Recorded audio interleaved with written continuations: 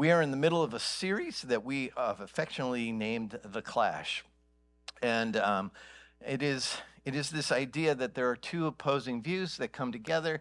Obviously, it's also a band from the 70s, which I learned about last week. And somebody remembers. You're the only people that have been here 2 weeks in a row. But last week, I spoke to this idea of community in an age of individualism. And it's this idea that we are raised in a culture that's about rugged individualism.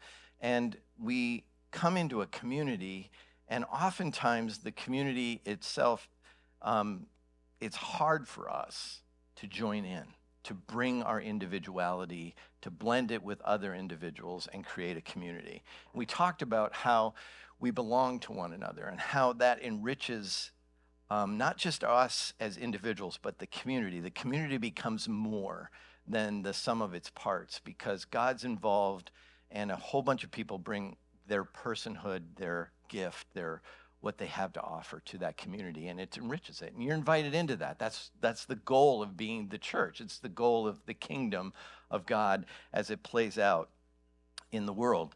But today, we're going to take that in a slightly different direction, and we're going to talk about what it means to embrace obscurity in an age of fame. What it means to embrace obscurity in the age of fame. And with that, we embrace this idea again of individuals, but we also embrace the idea of community, and we will get into how they both come together. But as we discuss being known in a more public way, where we are known for what we do, that's a large part of what fame is people begin to identify us by what we do or how we function in the world. And we all know famous people. We know sports figures, politicians, newscasters, criminals, movie stars, music icons, lottery winners, writers, photographers. Just being flat out rich makes you famous. Dictators are famous. Religious figures are famous. And we recognize these people based upon what they do. Warren Buffett is a great stock picker, for those of you who know the stock market. Otherwise, he wouldn't be known. He lives in Omaha, Nebraska. He lives in an obscure house that he's owned since the 1950s, but he's worth billions of dollars because he's a good stock picker. And do you know what a stock picker is? Yeah, there you go. Yeah, ding, you win. Jeopardy for 1,000. What is a person who picks stocks? Yeah. Or you could win Jeopardy and be famous. But it's how the world takes notice of people.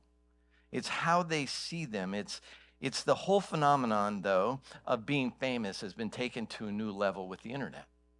The internet, you could go viral in a matter of one post, one day, and be thrust into some level of fame that you never anticipated or that you were desperately seeking. But the funny thing about the internet is you could be an ugly dog and be famous. There's an ugly dog on Instagram that is famous. There's golden retrievers that are famous. There are all kinds of things. Listen, if you can dance, apparently, on TikTok, you can be famous. And then if you are into YouTube and have children, you can be a baby shark and be famous. But it's taken what is been more of a process and taken it to a level of instantaneous fame. And we seek it, and we look for it, and we want to be recognized. Our personal platforms gain us recognition. We look for accolades. We look for people to follow us. We look for a means by which we can gather more influence. And we become known for what we do. And that is so different from being known for who we are. There's a difference between being known for what we do and being known for who we are. Identity plays into this. as does our skill set. And oftentimes we separate those two things. And that's what makes this tricky. Fame has a way, though, of applying pressure that changes who we are or suppresses our true identity. If people really knew who I was, would they still follow me? Would I still be famous? Would I still shine? Back in the 90s, when I was somewhat young, there was an advertising campaign called Everyone Wanted to Be Like Mike. Anybody remember that? Okay, this crowd's a little more. Do you know who Mike is in that? Michael Jordan, for the win. Do you know what the advertisement was for, just out of curiosity? Wait a minute, I think I heard it. Gatorade for the win, yeah. Yep. And so it is this famous icon, and what is said out loud in that advertising campaign is admiration in such a way that I want to be like you. Everyone wants to be like Mike. During that same period of time, there was another guy that was rising to fame, and his name is Charles Barkley. Anybody know who Charles Barkley is? Yeah, if you watch TNT basketball, you know who Charles Barkley is. He's also one of the most quoted people on the internet, by the way. I found that out. Because he says whatever he wants. And back in the 90s, at the same time when everyone wanted to be like Mike, Charles said something very controversial at the time. He announced to the world, I am not a role model. Does anybody remember that? Yeah, and that rippled through the world of icons, of famous people. And Charles was in many ways right. He is not a good role model. He should have said, I am not a good role model, is what he should have said. But instead he said, I'm not a role model. He said, in other words, he's trying to say, don't understand my influence, don't take my fame and copy me, just don't do it. I don't want that. But the problem with fame, and the problem with it comes, you get influence. It's a package deal. And so he got a lot of flack around that idea of, I'm not a role model. Well, you are a role model, whether you want to be or not. And, well, no, he's not. Yeah, because he has influence, because he's famous. It comes with the package. It's the deal. Whether you want it or not, it's irrelevant. Because a lot of kids wanted to be like Charles Barkley. A lot of adults wanted to be like Charles Barkley. And yet, fame brings influence for good or not so good. Charles might be one of the most authentic, famous people in the world, though. I don't know, because I don't know Charles. It all might be a show. We don't know unless we know Charles. We don't know if we want to be like Mike either unless we really know Mike. And that's where fame has a tendency to distance us from people, because we put a persona forth that allows us to present in such a way that we keep what is most valuable, our fame. Confessions be told, when I was younger, in my 20s, was a bit enamored with the idea of more influence,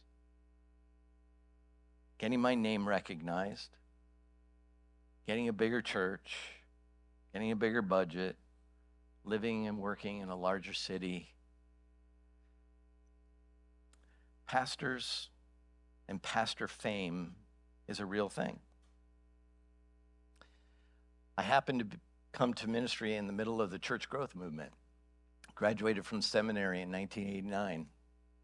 And in doing so, I stepped into an environment that talked all around and all about how to be a successful pastor and how that was defined. And so I paid attention. I noticed.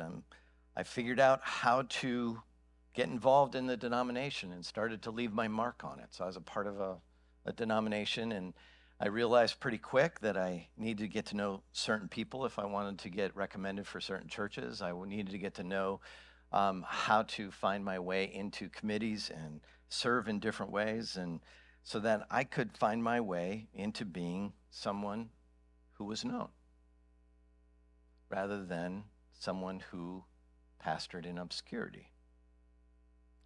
And so as I began to serve on committees and boards, I got recognized and eventually was asked to serve on a committee that worked with the president of the denomination on a curriculum that they were going to develop for discipleship for the whole denomination.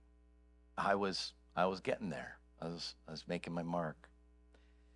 And so in the middle of that endeavor, I was at the headquarters for the denomination, and I was in the elevator with the president, and we were going up, and his administrative assistant came along and said, "Hey, I need to talk to you for a few minutes," and he said, "I don't have time," and she said, "I need to talk to you." So he said, "Step in the elevator." She got in the elevator, and they have this conversation in front of me, going back and forth.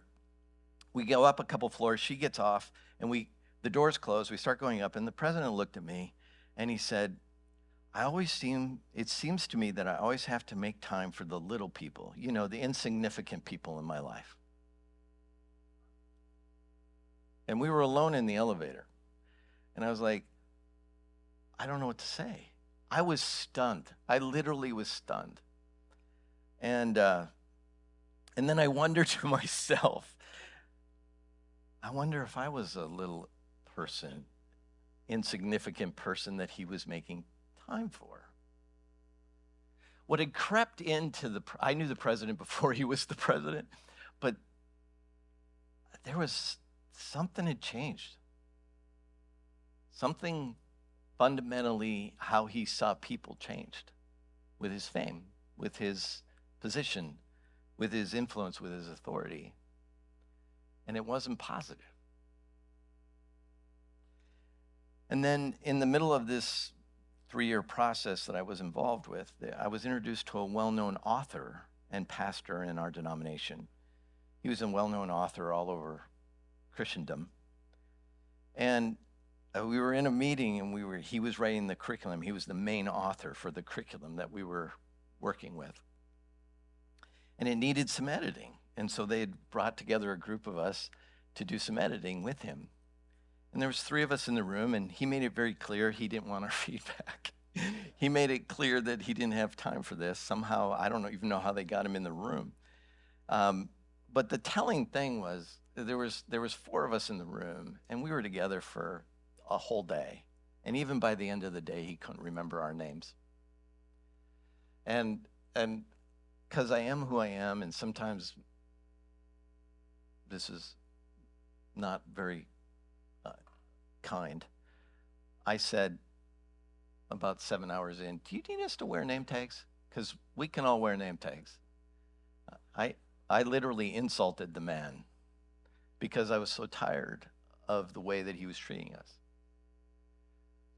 So there's a degree that I was like, what gets into a person that they believe that they're above that interaction in such a way that we were literally trying to help him. We were literally trying to make it better. We were literally trying to take our time and our expertise to say, this is how it works in the church. This would work better. And he didn't want any of it. Something had crept in. And so in my 20s, I was staring at this, and I'm looking at this going, I don't know. There's something broke here. Something's not quite right. But that didn't stop me from my pursuits. Because I figured I would be better at it.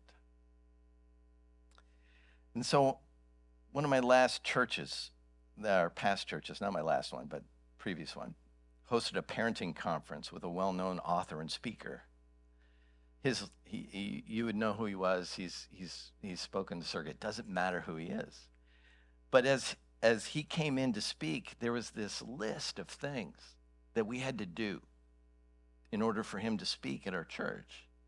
And the list to me seemed a little over the top. I don't know how else to call it. Down to what was in his room where he was going to prepare, down to the temperature of the room, it was very, very detailed. And then I met him, and I go, oh. He was very personable from stage, but we were there to serve him. And so in this scheme of things, as I've watched this play out, now, on the other side of that coin, I've met a bunch of people with fame that I would go, great people, they get it. They've entered into that fame and not really lost themselves or not become overly entitled, but there is this way that I've seen, even in the church and the people around me, where their fame and influence changes the way that they treat other people. So what are we to do with this? What are we to do with a world that obviously is in pursuit of this? What are we to do as we enter into this? And what is it that we are doing when we build a platform, a personal platform online, whether it be Facebook or, I know, TikTok or Instagram, whatever it is, whatever our personal way of going about it, why do we do what we do? Well, I think a lot of it has to do with we want to be seen. As individuals, we want people to recognize us. We want what we do to matter. We want all those things to be true. We want somebody to measure what we've done and say, yeah, that was worthwhile. And so we find it in places. We look for it in places. And fame, by its nature, wants to be seen. Fame wants credit. We want credit when we do the right thing. It's in our DNA from the time we are little. Mom, look at my coloring. Dad, look at my whatever. And we go, look at me, because I need acknowledgement. And something in us requires it. And so we try to extract it. And the more we can get it, the better. But yet, at the same time, I'm a mediocre athlete. I mean, average. Like, if you could put average on anybody, I'd be it. And yet I wanted somebody to say I was good. I wanted somebody to say I was great at something. I'm average. It's okay. But we want more than average. So how does the Bible speak to this? I think the Bible speaks to this in a number of ways. First, the Bible does not prohibit being famous. It doesn't say you can't. The Bible doesn't say you can't be rich. It doesn't say you can't be influential. It doesn't say that you can't even pursue these things. You can. But they do come with warning labels. If you're going to smoke, know that there's a cost. Know that it's going to cost you something. If you're going to drink, know that it's going to cost you something. There's warning labels. Put warning labels on helmets. So here's the warning labels. This is how the Bible speaks to this. First, in Matthew chapter 6, verses 1 through 6, Jesus speaks to it. He says, "Be careful not to practice your righteousness in front of others to be seen by them. If you do, you will have no reward from your Father in heaven. So when you give to the needy, do not announce it with trumpets, as the hypocrites do in the synagogues and on the streets, to be honored by others. Truly I tell you, they have received their reward in full. But when you give to the needy, do not let your left hand know what your right hand is doing, so that your giving may be in secret. Then your Father who sees what is done in secret, will reward you." Here's the message of this passage is, it isn't don't be generous. It isn't don't give. It isn't those things. It is actually do these things for the right reason. Those that give for the performance of others, if you're doing this to get noticed, and this is what he's calling them out for. In verse 2, he says, "When you give to the needy, don't announce it with trumpets, as the hypocrites do in the synagogues and on the streets, to be honored by others." They're trying to extract something from people that isn't meant to be extracted from them. There's something about being noticed for our generosity, our helping those in need, but while we help those in need. It speaks to motive. It speaks, why in the world are you doing it if you need the approval of others? In other words, what we're doing is we're using the poor or those in need to build ourselves up. It is, again, another exploitation of those that are less than in the eyes of the one that has more. So if I can find a way to use people to elevate myself in the eyes of others, I'll do it.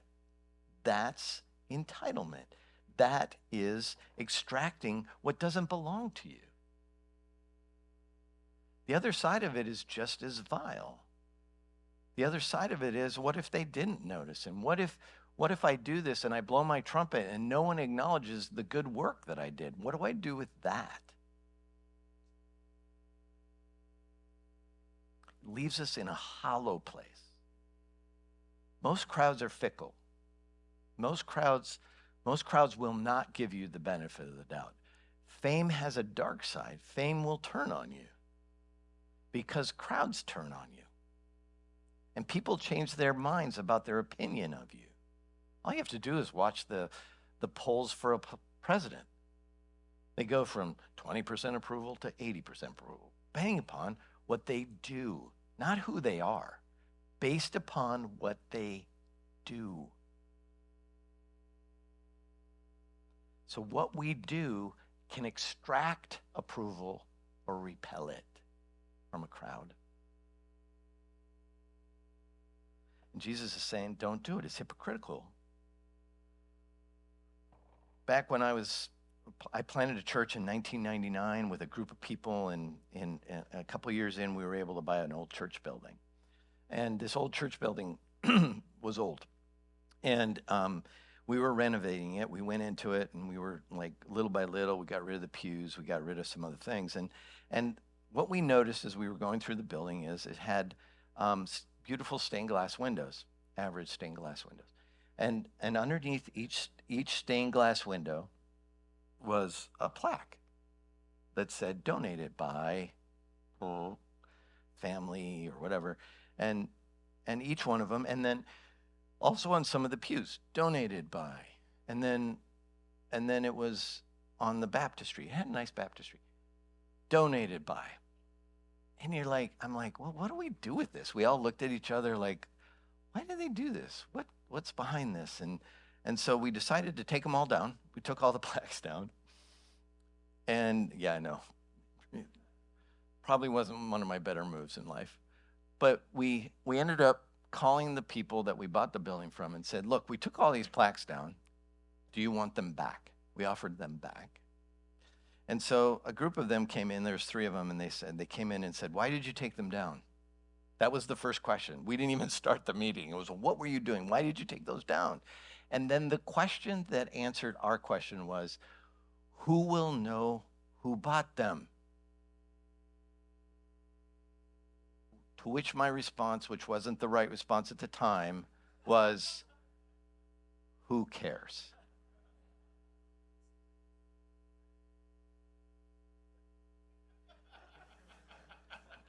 Just saying. I wanted to read these verses to them, but they wanted the acknowledgement. It wasn't a gift to the community. It was a gift to say, look what I've done, because I'm putting my name on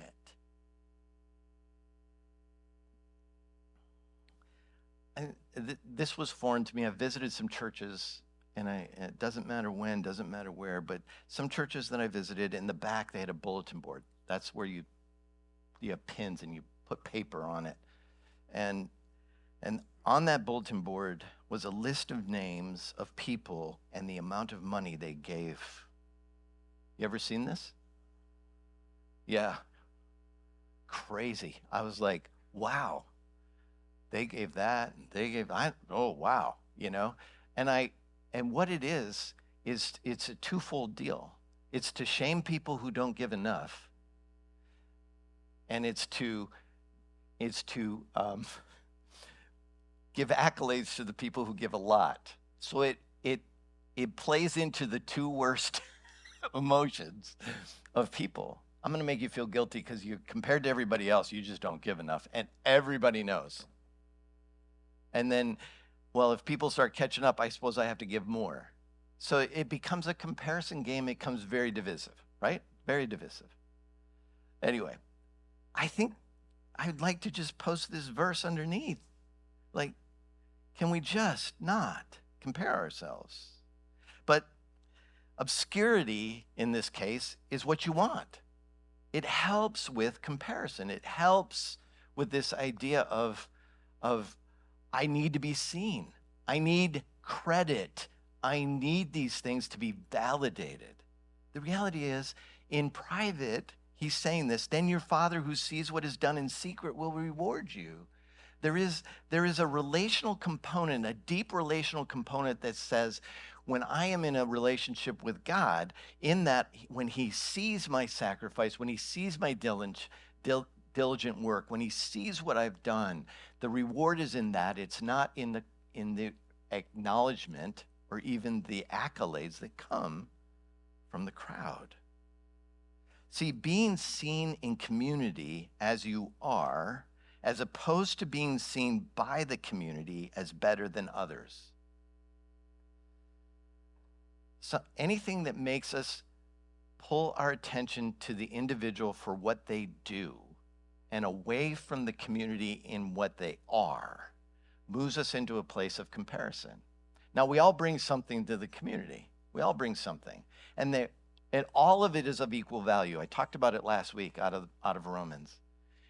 I bring something, somebody else brings something, and in the community, we're all equals. We're not measured by what we bring.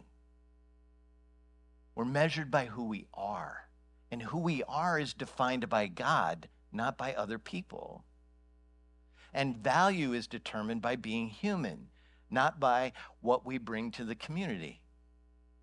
So some of us have been given great wealth so we can give more. Some of us have been given great voices so they can stand up here and lead us in worship. Some of people can actually play instruments, and that helps us. But it doesn't make them better. The irony of this is not missed on me, by the way. I'm sitting on a platform talking to you about fame, being seen. But what I bring to the table is something different than what Mike brings to the table, or Tim, or Sam, or Susie. We bring something different as pastors. I bring something different than you do. And what it does is when we bring it as an offering to God and not to you, therefore, I'm not trying to extract from you my self-worth, my validation, whether or not I'm good or not good. I'm not trying to extract that from you. Because we're a community of people, and this is what I bring to the community. Can I do it better? Sure. Should I? Should. Probably.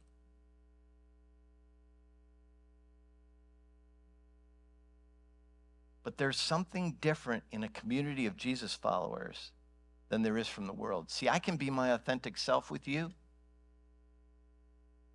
and it's okay. I trust you with my authentic self. Too many times I've met pastors who are just worn out, flat out worn out, because they're engaging with their church either as its savior, he can't save you, or they're engaging with the church trying to extract from the church something they cannot give him or her. And then I've met some entitled pastors who believe the church exists for them,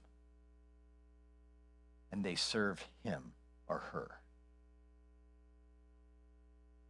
See, fame, even in little pockets, gets jacked up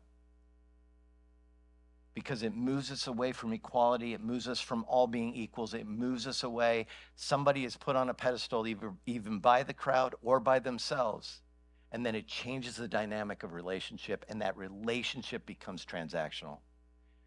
If I deliver a bad message, then nobody can say anything because we don't want to hurt the poor self-image of that guy.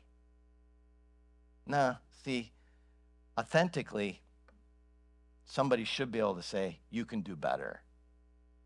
And somebody's thinking it right now.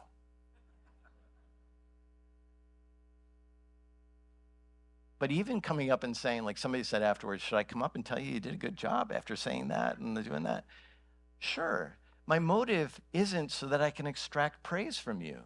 If my motive is to extract praise from you, don't ever don't ever tell me then that I did a good job. But if my motive is, man, I want to enrich the community. I want to bring my gift to the community. I want to participate in the community with all that I am and my authenticity. And this is what I got to bring. I can do this. Sure, tell me I did a good job. My motive isn't so that I get that and try to extract it from you, because there are days when I'm going to hear that wasn't a good job. And my soul can't be crushed because of what I do. Because who I am matters more than what I do.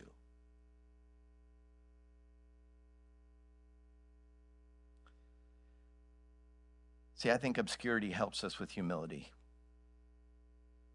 It helps us not seek the approval of others.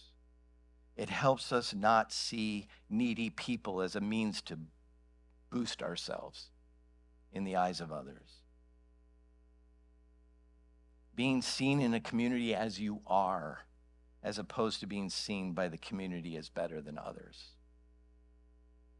And then the verse continues, and when you pray, do not be like the hypocrites, for they love to pray standing in the synagogues and on the street corners, to be seen by others. Truly, I tell you, they have received their reward in full. But when you pray, go into your room, close the door, and pray to your Father who is unseen. Then your Father who sees what is done in secret will reward you. This probably is one of my bigger pet peeves in life, is when people pray for performance. One of the elders in a large church that I was pastoring in had a regionally famous radio show. People from all over the area knew who he was. But he was quite the showman and quite full of himself. And people loved to hear him pray. So when I joined the church, got on staff, somebody said to me, have you heard so-and-so pray? And I'm like, no, but that is a really weird question. And he loved to pray in public, loved it. And so I was in an elder meeting, and eventually somebody said, hey, will you pray for us? And he was like, oh, yes. And I was like, oh, no. And I don't know his motive, but I felt his motive, right? So he started to pray, and his voice changed. It lowered.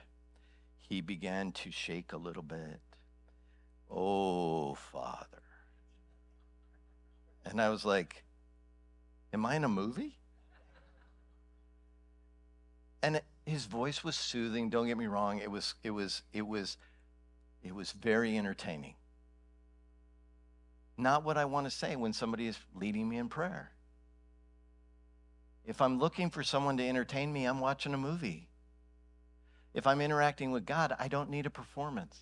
I need authenticity. And so the invitation, this was not missed on me as a young pastor. I was like, yeah, that's just not it. But people loved it. So it took two, right? It takes a crowd to go, that's amazing, and for him to buy it. And it reinforces the persona.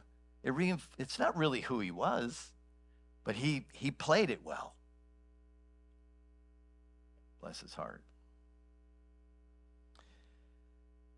So lessons learned for me over the years as I was trying to make my own mark in the world, and eventually I was like, okay, this is not how it's done. These next verses catch me sometimes, wondering what was happening in the church of Thessalonica. Paul is addressing the church, and he says, now about your love for one another, this is in 1 Thessalonians 4. We do not need to write to you, for you yourselves have been taught by God to love each other. And in fact, you do love all of God's family throughout Macedonia. Yet we urge you, brothers and sisters, to do so more and more, and to make it your ambition to lead a quiet life. You should mind your own business and work with your hands, just as we told you. I really wonder what they were doing. This is where my mind goes. They weren't leading a quiet life? So what's a loud life? So that your daily life may win the respect of outsiders, and so that you will not be dependent on anybody. He doesn't say ambition is wrong. He actually taps into their ambition. And he says, point the ambition in a different direction. Lead a quiet life. Make your ambition to lead a quiet life. Yeah, but I won't be seen. I won't be recognized. I won't get what I deserve. I won't be known if I live a quiet life. Oh, but there's a place in us that so desperately wants to live a loud life.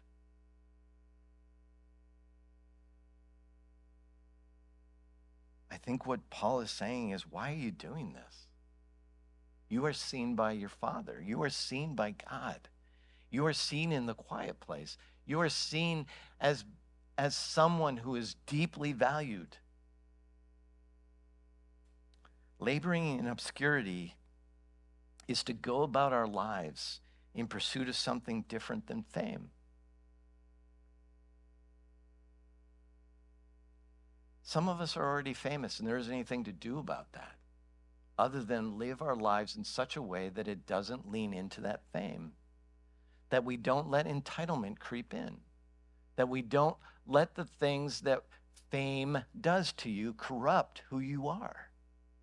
That's the highest thing that a person who is famous, when they start demanding of others, when others are there to serve them and that's all their purpose is, or to click on something that says this is liked or this is good or this is, when people become commodities, famous people then have lost what it means to be equal with everybody else. Once people serve the purpose of just serving my agenda, that's not how we love one another. We obviously live in a culture that says, see me. And the danger of pursuing that is that we lose our way in such a way that we can no longer relate to people merely as our authentic self. We lose ourselves in that fame. That's the warning.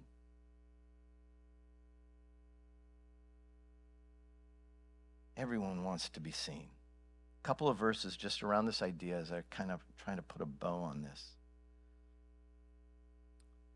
Philippians 2, verses 1 through 4 says, therefore, if you have any encouragement from being united with Christ, if any comfort from his love, if any common sharing in the Spirit, if you're a Jesus follower and have come to faith, he's saying, then make my joy complete by being like-minded, having the same love, being of one in spirit and of one mind. And then he says this, do nothing out of selfish ambition or vain conceit. Rather, in humility, value others above yourselves, not looking to your own interests, but each of you to the interests of the others. Obscurity could move us away from transactional relationships.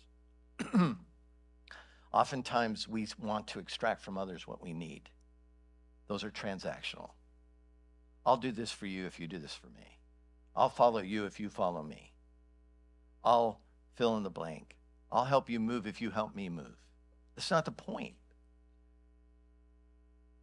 So then we step into these transactional relationships, which skew how we see one another. We now become commodities to help me attain what I want to attain.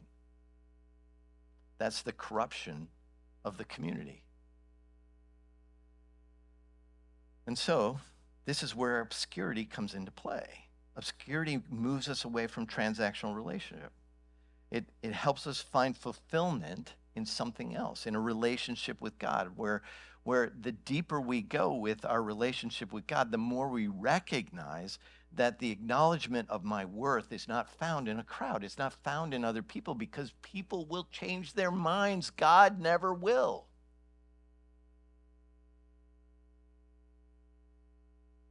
People will disappoint because they're not really looking at who you are. They're looking at what you do. God's value in you is who you are. Our culture that we live in is what you can get done.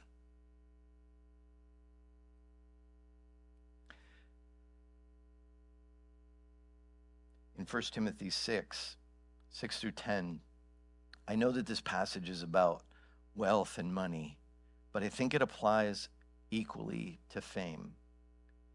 And Timothy is challenging this, Paul is writing to Timothy and he says, but godliness with contentment is great gain. For we brought nothing into the world and we can take nothing out of it, including fame. But if we have food and clothing, we will be content with that. Those who want to get rich fall into a temptation and a trap and into many foolish and harmful desires that plunge people into ruin and destruction. And this is the warning, for the love of money, for the love of fame, is a root of all kinds of evil. Some people eager for money or fame have wandered from the faith and pierced themselves with many griefs. It's not having those things that's the problem. It's when we lose ourselves in pursuit of it that it's the problem. In order to attain great wealth or attain fame, oftentimes we surrender what we cannot regain, and that is our character, our dignity, and our humanity, because we use people to attain those things. Being famous is one thing. Suffering the effects of fame is another. If fame is the goal, what's the motive? If being seen is the goal, what is underneath the goal? The implication of contentment is this. Contentment is, I want what I have. Contentment says, I don't need other things. And so contentment revolves around this idea. He says contentment with godliness. Contentment is saying, I want who God made me to be. Contentment says, I want what God gave me. I want the gift that he gave me so that I can enrich the community, so I can give it away. I want those things. Contentment resides in this place where we recognize that who we are is enough because of what God gave us. And in that relationship with God, we will find contentment. Contentment does not reside in the accumulation of wealth. It does not reside in the accumulation of fame. It cannot satisfy your soul. Only God can. Because both of those things are fickle. And one of those things turns people into commodities. And so as we step into this idea, I want to leave you with some thoughts, but then I could probably take 2 questions. I talked too long. So how does obscurity help us? I honestly don't think there's anything wrong with sharing pieces of our lives with one another in order to build connection, whether that's a picture online, whether that's, whatever. But I do think many of us have fallen into a state of mind that seeks validation from those around us in order to believe that we are doing something that is valid. We can do valid things in obscurity and still have them be valid whether anybody sees them or not.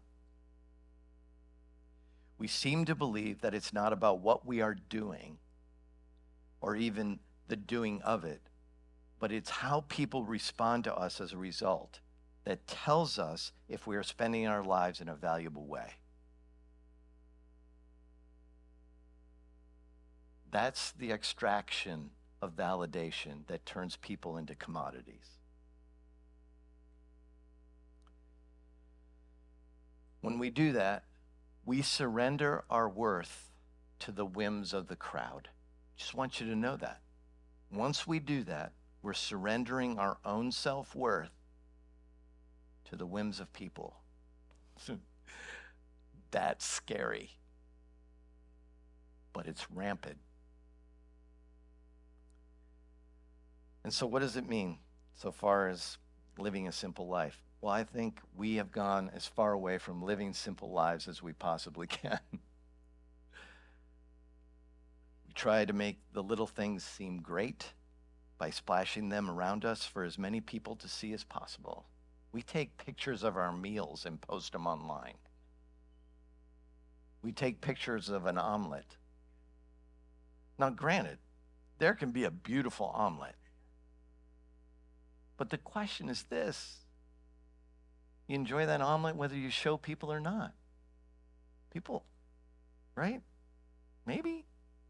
Or is it better? Does the omelet taste better with 10 likes?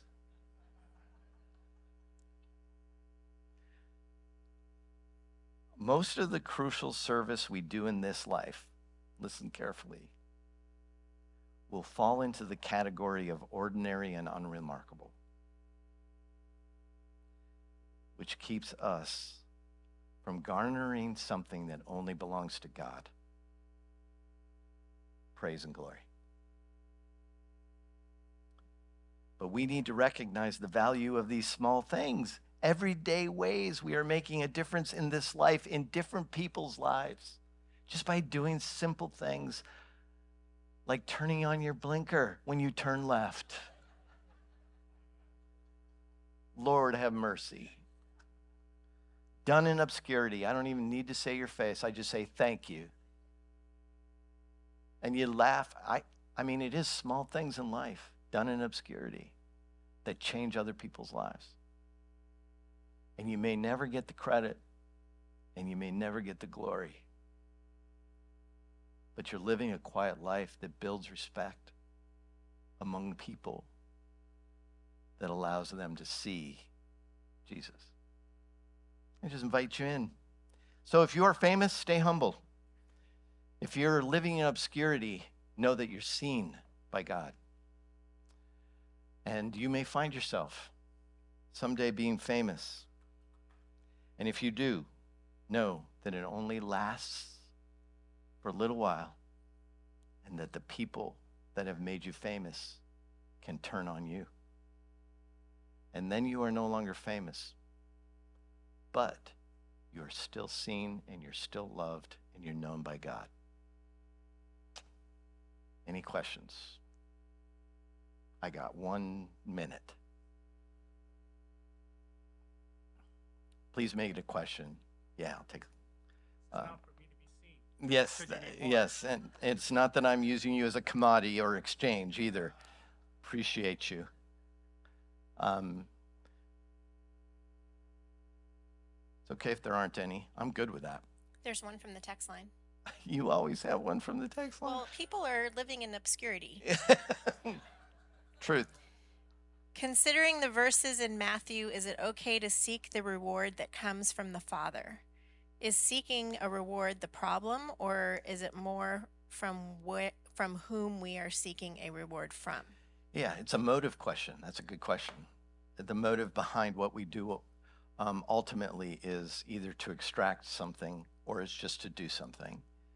And if our motive is always to extract or make a commodity what we do, we will find, whether that's with God or with people, I don't think it matters. I think the reason what we do is because of an expression of the overflow of the heart into the lives of the community and the people around us without expectation of reward from God or from people. You'll be seen.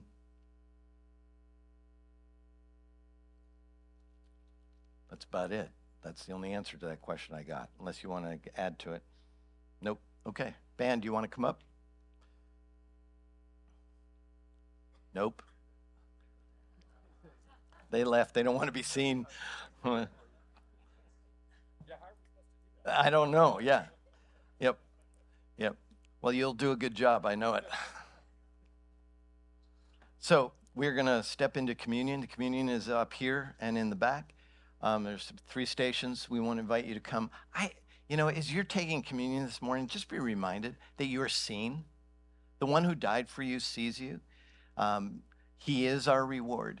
Relationship with him, the things done in obscurity, the things done in private are seen by God. And whether we're doing it for reward or not, they're seen. And yet, we are invited over and over again to be reminded of what Jesus did for us. That is our reward.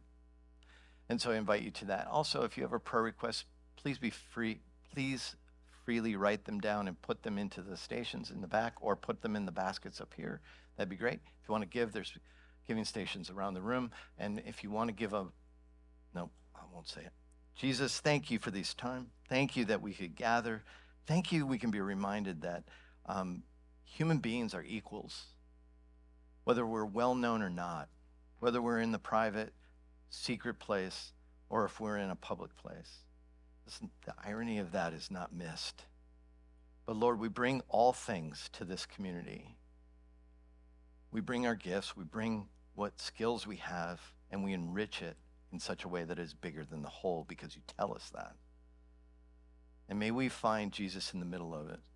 And may we be focused there. And may we find strength with one another. In Jesus' name, amen.